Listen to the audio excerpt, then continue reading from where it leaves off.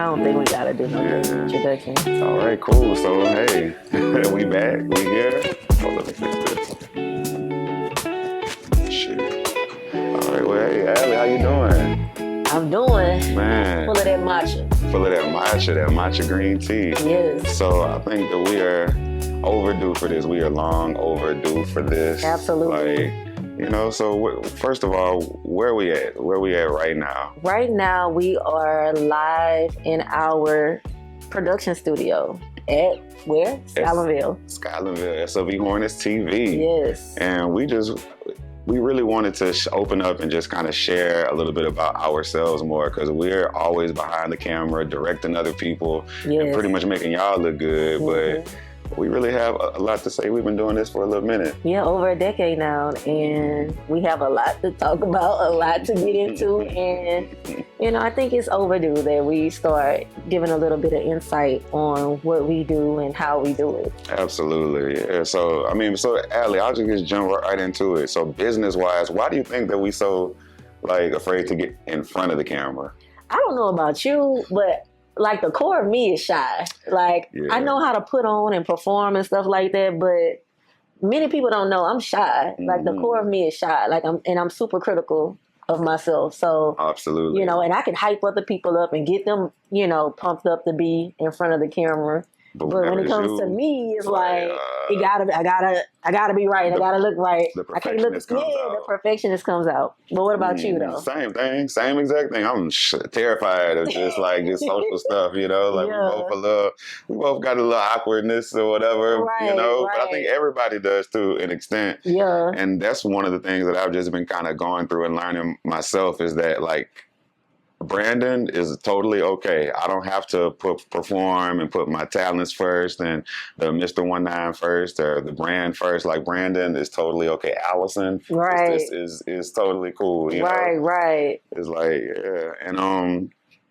and it's now also too, we've been in it for so long, and the scene is completely different, from whenever we started. You know, different. Whenever we started, who were the hottest players in Baton Rouge? In which aspect? Are we talking about music, or are we talking about on the scene? Promoters, Oh yeah, that's a whole nother, music. I would say music, promoters, and I guess influencers weren't even really, that wasn't a category. It wasn't a thing yet. They had people that people knew that would show up to different stuff, but in terms of the category of influencer, that's relatively new. So I'll go back to the Fresh to Death era. That's when I first really started my whole entertainment career out here in Baton Rouge. So around that time, I don't think Gates was even mainstream yet.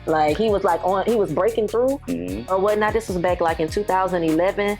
And I think he had just gotten out of jail around 2012 or something like that. When did he get out of jail? 2012? I think it was 2012. And so it was a big deal when he got out of jail. So, you know, his buzz was but on the upcoming, I would say, 2012, 2011, around that time, the YGs. What they? The Short Bus Boys. Fox. That was Fox. Was one of his. He was pretty big around that time. That's whenever Jigga Train was relatively new. Yep. It was only a few years after Wipe Me Down. Wipe Me Down wasn't brand new, but it was maybe 4 or 5 years old. Young niggas with money. YNW dollar sign. So they had a big movement around that time. Double Trouble. Who else? Sure, can't forget Mook and Josh. Can't forget Mook and Josh.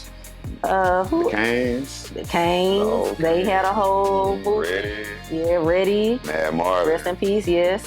TC in Maine, before they really got to the level that they're on right now. They were on the rise. Yep, Click Tight. But yeah, we've seen a lot of artists, you know.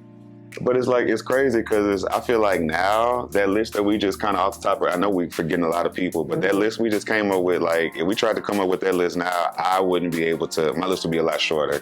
And not saying that there aren't talented people, but it feels like it's a lot harder to know who's doing what and to what level, because it's so split. It seems I can't just look at this platform and clearly see, oh, they're doing better, they got a following. You know?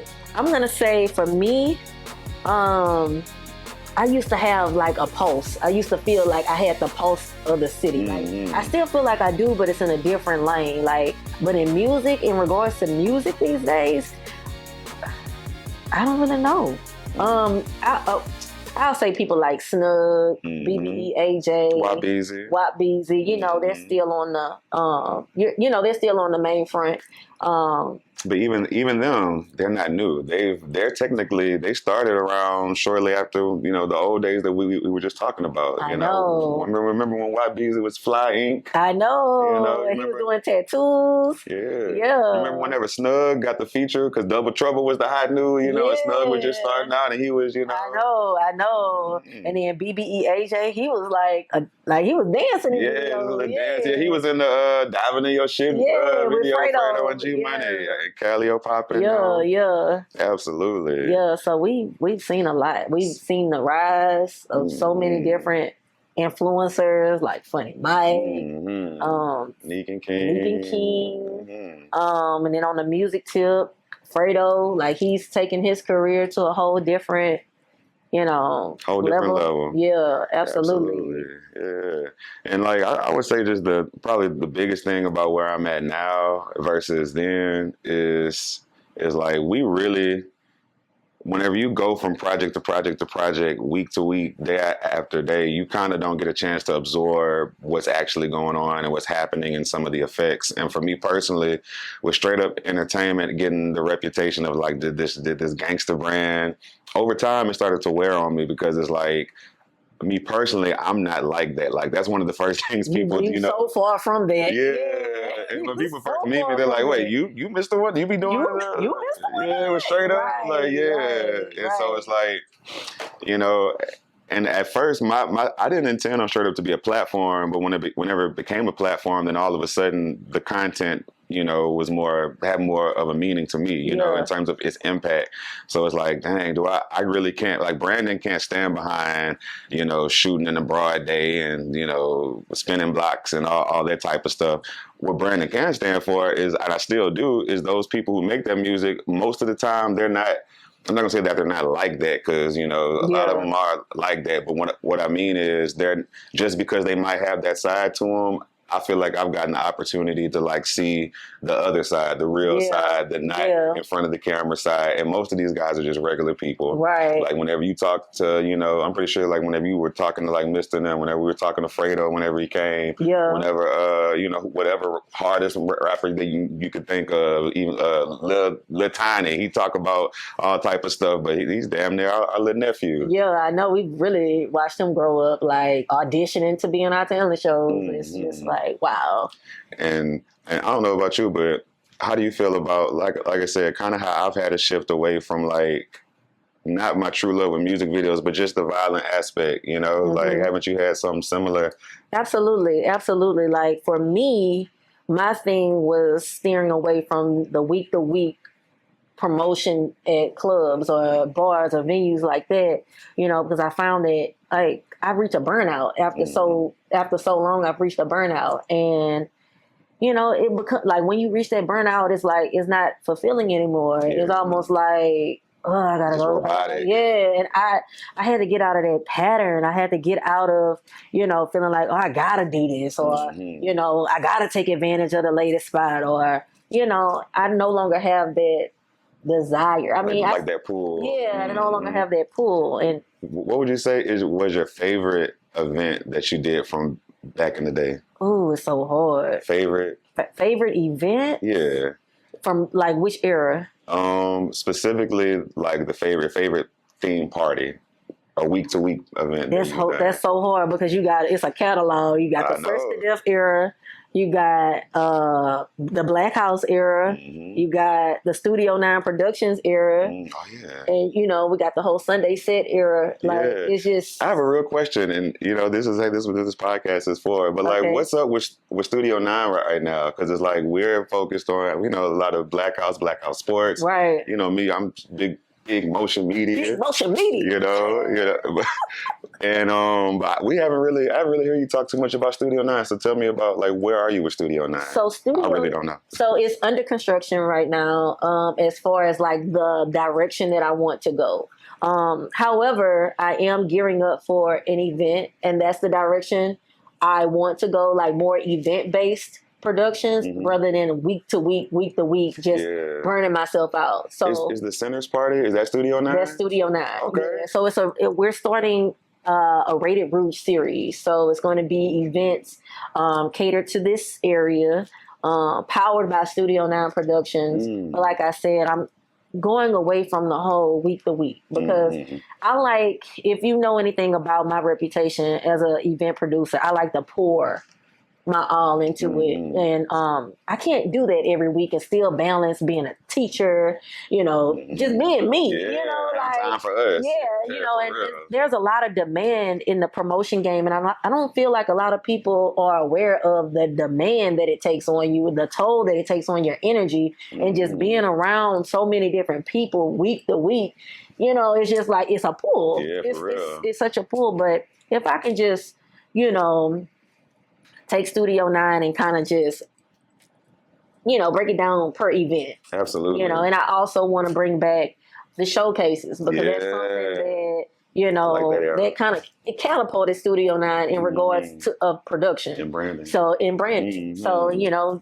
Yeah, like what would you say is the difference between a Studio 9 event and a Black House event? Well, Studio 9 is more catered towards like the adult market. And Black House is more focused on the community, more so like the younger demographic, and right now the focus has been Black House sports. So we've really dove into that market, and you know, but I really want to get back into the whole community event aspect, as you know, we talk about that all the time. Absolutely. So, heck yeah. You know, I feel like this is a theme with this podcast so far in terms of where we've been and where we're going. And then speaking of like events and Studio 9, it's like, whenever we were doing all that stuff that we were burnt out, we did it so much because that got us excited. It was relatively new. It was still fresh. And I feel like now we're at the point to where it's like we done, you know, beat that so much. We're ready to kind of give the city more stuff to be excited about. You know, they're still in that, you know, the people are still here. I just think that it's kind of people like us and other people, you know, in the city to kind of come up with things that, you know, give us something to be excited about. Honestly, I'm not excited about music videos anymore. That don't mean that you share that so much. I'm not. Music videos just aren't exciting. I don't think they're exciting to most people. If y'all have, what was the last music video that you were excited for? Like, ooh, I'm waiting for this to drop.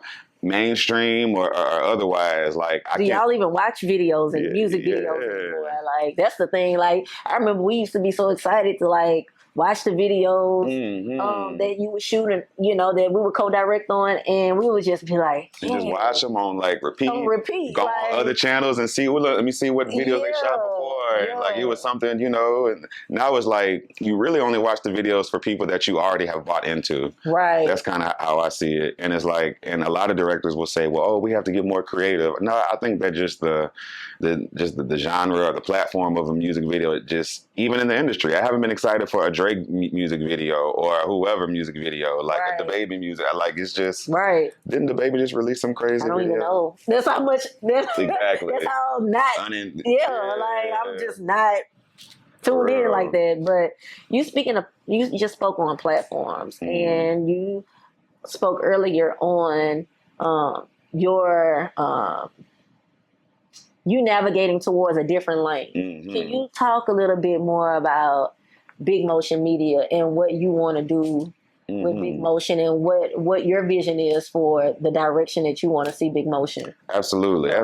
Yeah, I mean, just like I said with Straight Up, you know, is not me, or at least the messaging and the imagery and the violent part of Straight Up isn't me. The creative part, you know, like the visual, like what looks good, the stuff flying on screen and the lights, that's what I really enjoyed about, you know, Straight Up. But like I said, whenever I look back and see the impact of like the community stuff and whatnot, I came up with Big Motion around the time we were moving into the warehouse with Cartier. And my thinking of it back then is like, this is an opportunity for me to start over with a brand that's fully about me. Not necessarily about me, but a reflection of my values.